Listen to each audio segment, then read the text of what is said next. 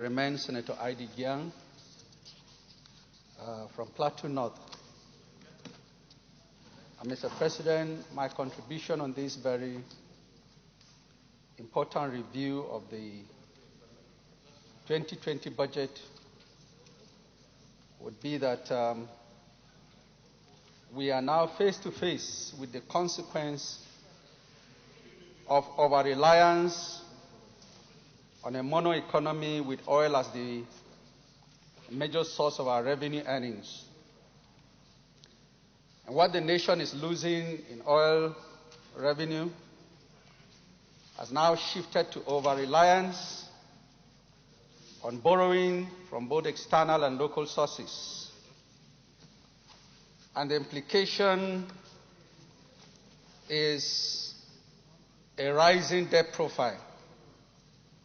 We recall that our previous governments in the past made effort to get Nigeria out of the debt burden, but today we are again reintroducing ourselves into that very cage.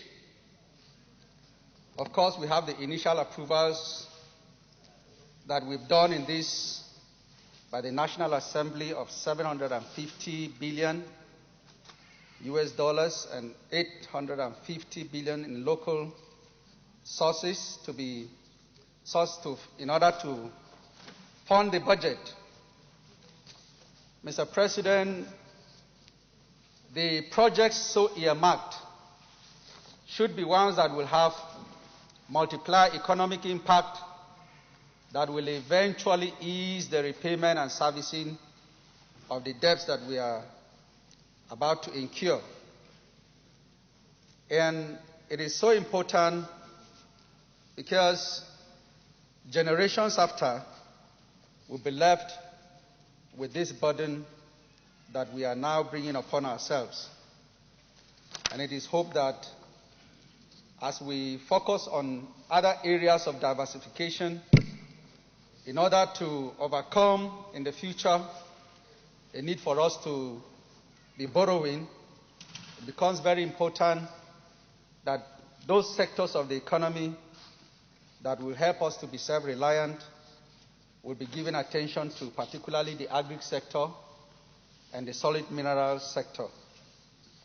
I therefore, Mr. President, distinguished colleagues, say that again, suggest strict and consensuous utilization of the debts that we'll be incurring to ensure the ease of repayments from these and subsequent generations. Thank you, Mr. President.